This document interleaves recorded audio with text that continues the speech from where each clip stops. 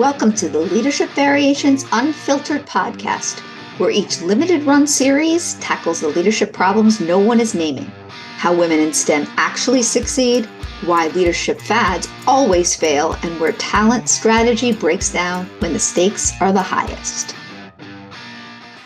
Good afternoon, good evening, good morning, folks. Welcome to the podcast. I'm Amy Shatto, leadership consultant and coach to women in STEM, and your host of Leadership Variations Unfiltered podcast. In this first limited series, Cracking the Code from Underestimated to Undeniable, we spotlight women leaders in STEM who have risen to senior roles, often without the recognition they so deserve.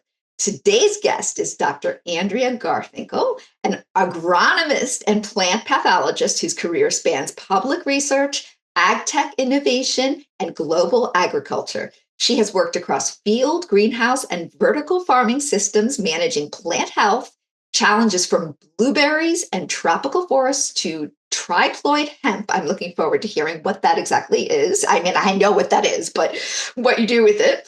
She's led genetic breakthroughs as head of research at Oregon CBD and later served as a senior scientist at Plenty, overseeing disease management in some of the world's largest indoor farms. Now she returns to academia as director of the Powell Research and Extension Center at the University of Wyoming, an R1 land grant institution. She'll manage a 200-acre research farm and its staff, conducting research relevant to agricultural production regions just outside of Yellowstone National Park. I'm so into farms now. You got me talking about farms.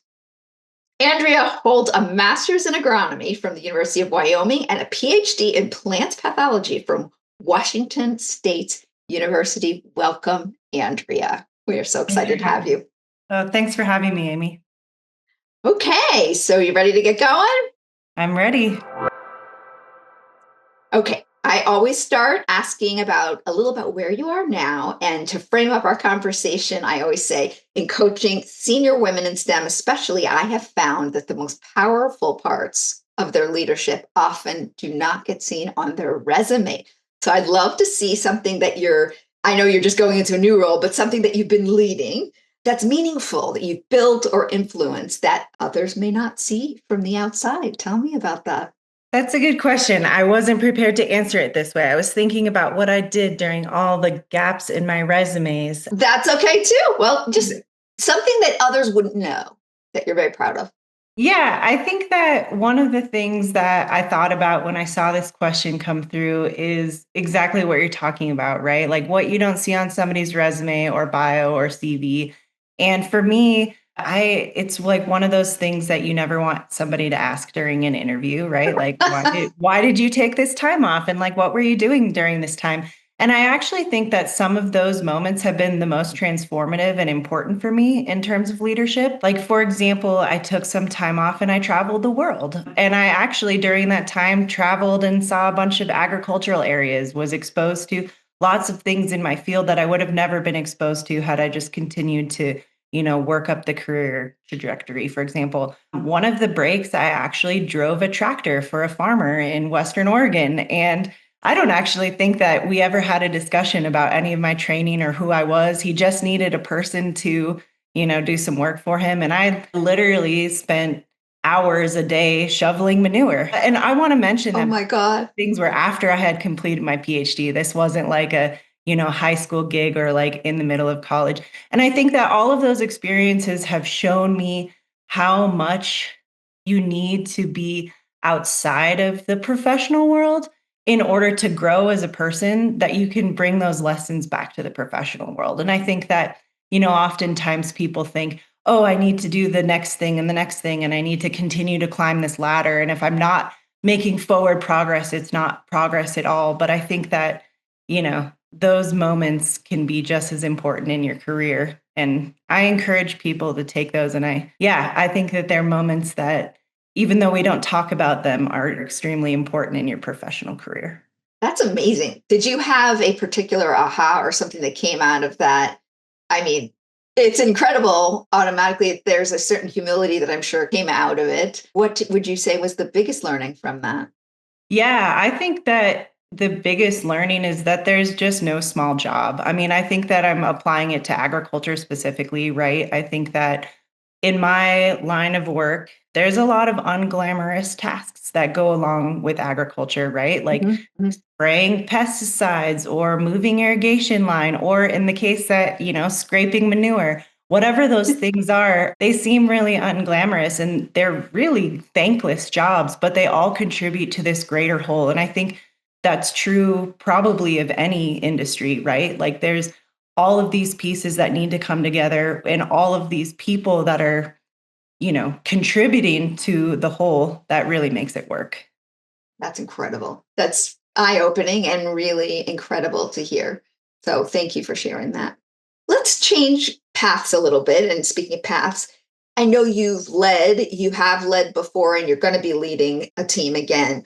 Talk about a little bit your path to leadership. I know you have deep, deep expertise, but in your times when you went from the expertise, the subject matter expertise, to having to lead others that also had subject matter expertise, was it clear to make that shift, or was it something that you had to figure out? What I found in my coaching career basically was that people that are STEM or experts just get thrown in because it seems like a promotion and they have absolutely no skills, no training, or anything to be prepared for this. So, what was it like for you? Yeah, absolutely. They call that the Peter principle, right? Like you're good at your job, so like you must be good at managing people that are at your job. Yeah. Sadly. Yeah, so I heard something along those lines. I probably butchered that. But I think that it was twofold for me. I think there were some things that were like natural for me. I like talking to people. I like working with people. I like listening to people, which I think is a really big element of leadership. So I think that like in terms of the, people to people communication type activities, I think that that was a natural transition for me. Only natural insofar as I'm sure I've learned it over time, but like Mhm. unconsciously, right? Right. But I think the rest of it was absolutely learned. Turns out 10 years of college doesn't prepare you to be a manager at all. And so, I Agreed. mean, that's the importance of people like you, right? Who have this really deep understanding and what it takes to be a good manager. So I think that, as soon as I was put into these roles, I really sought out a lot of advice from people who I had worked with before who were good managers, people that I knew who worked in management roles that mean family, friends, former colleagues. I really leaned on them and their experiences and their expertise to continue to grow. And I still do today. It's an iterative process, I Right. think, Right. learning how to be a good leader. Well, we're never done learning. I mean, No, anything, right? that's the truth. So, yeah, so it's good to hear that. So now I'll move into something that's kind of close to my heart. I hear this is sort of maybe a harder thing in the STEM area. Maybe it's hard everywhere for women, I should say. But gaining credibility, I hear a lot from women in general how much work goes into simply being seen as credible, maybe even early on, or just stepping into bigger roles in general. Do you want to talk about that a little bit? What's that been like for you? It's really interesting because I think for me, I have a lot of men to credit for the help in gaining credibility, if that makes sense. Help is not really the right word, but like, let me give you an example. I work in agriculture, right, which is an interesting field because even though it's changing, it's still farmers is very male dominated industry. A lot of the times, older male farmers.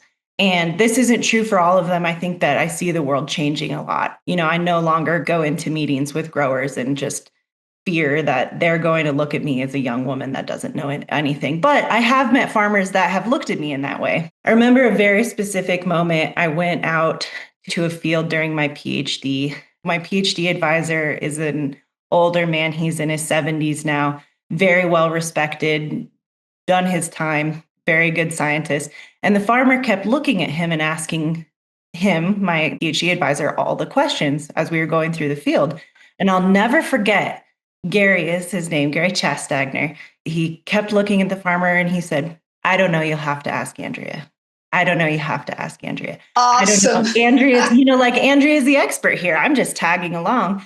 And so I think that opportunities and the opportunity to work with people that allow you, one, to, subtly call people out for what they're doing, and two, that give you the opportunity to truly be the expert in the room. I think those give you the strength over time to advocate for yourself. If I that love that. Oh, it makes total sense.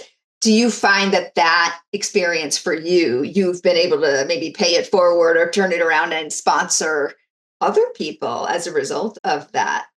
Absolutely. And I think that goes for all young scientists, whether they be men or women. I mean, I think that women, typically have an experience in STEM, in agriculture that, men don't experience. But Right. I think that it's one of the things that I've learned as a leader is to make sure that the people that you're leading have voices, right? Because they have a lot of expertise and understanding that maybe you yourself don't have, or you're also responsible for developing that voice if they don't have it.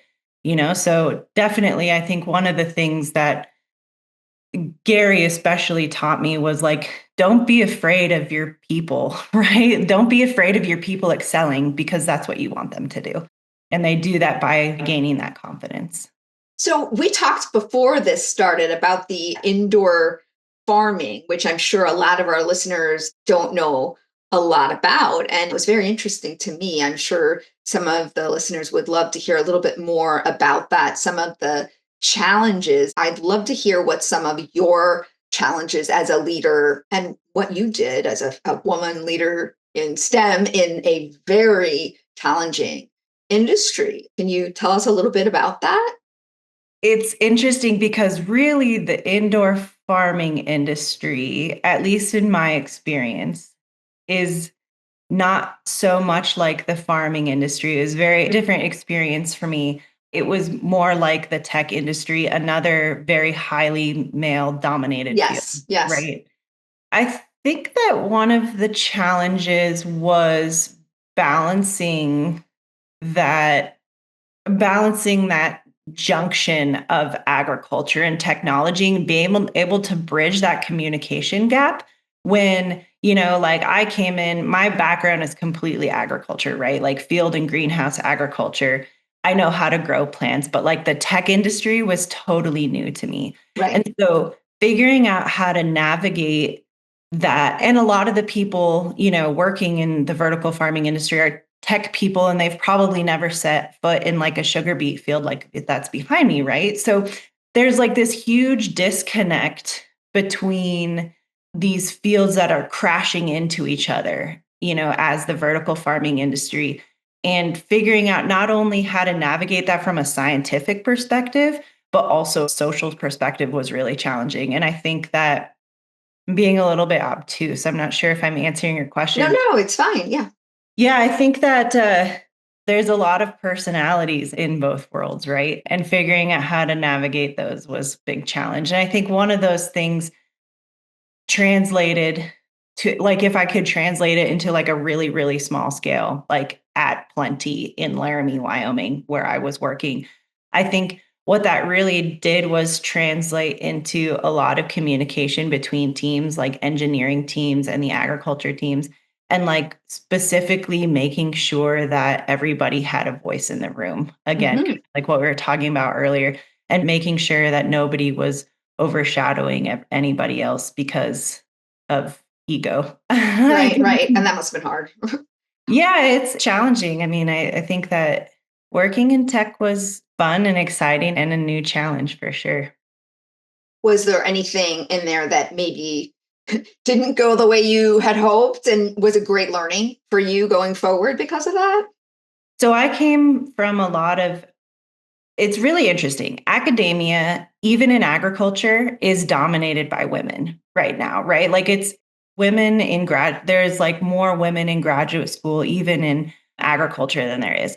I think that I saw the flip side in tech where maybe, and like I think a lot of women speak up and like there's a lot of space for women. I think there was a lot of less space for women. And one of the things that I think that I learned was, and I learned this from a fellow scientist of mine, is just how important it is to make sure that you're not battling against other women, that are working with Wow. you.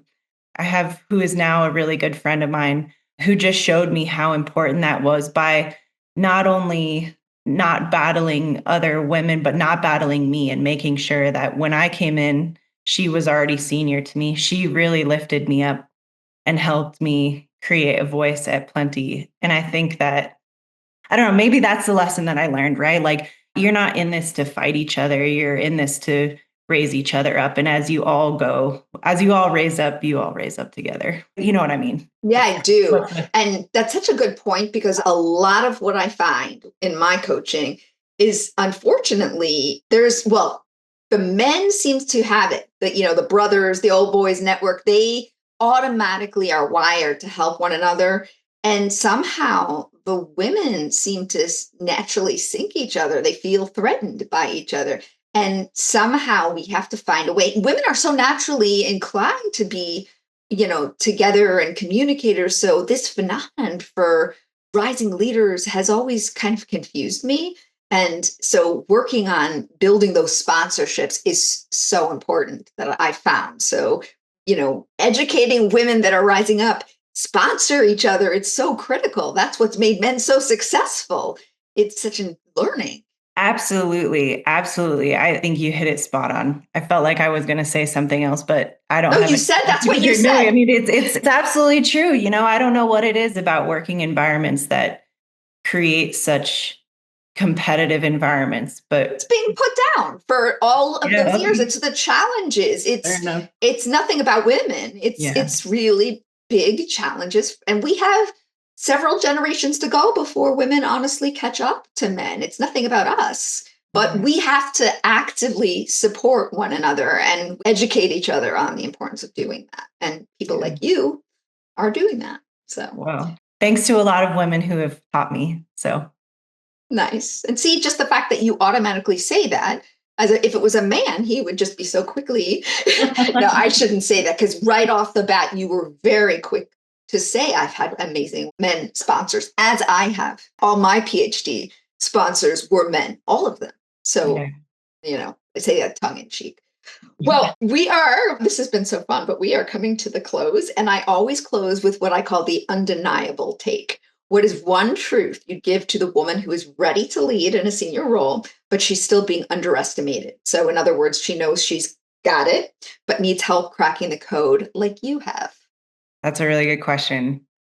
I would say that my advice is if you know you've got it, you do have it, right? Like, don't question yourself. I think one of the things that I've done and like the way that I've grown throughout my career is realize that maybe I don't have all the answers right now, but I can figure them out and I can learn. And my capacity to grow and learn is great. So I think that one of the pieces of advice would just be to know that you see all these people that you look up to, and they didn't always know what they know now. And so don't doubt. I think that the biggest barrier to growth has been myself. And so to just continue to believe in yourself, continue to believe that you're worthy and you can make a difference. And if you don't know it now, you can learn it in the future. And I think that people will see that potential in you as well, or the right people will see the potential in you. If it's not the right fit and they don't see it, move along. Not worth your time. Mic drop on that one. Excellent. Thank you so much, Andrea. We really appreciate having you on here. So with that, we're going to close it up. Thanks for your time, Amy. Thank you.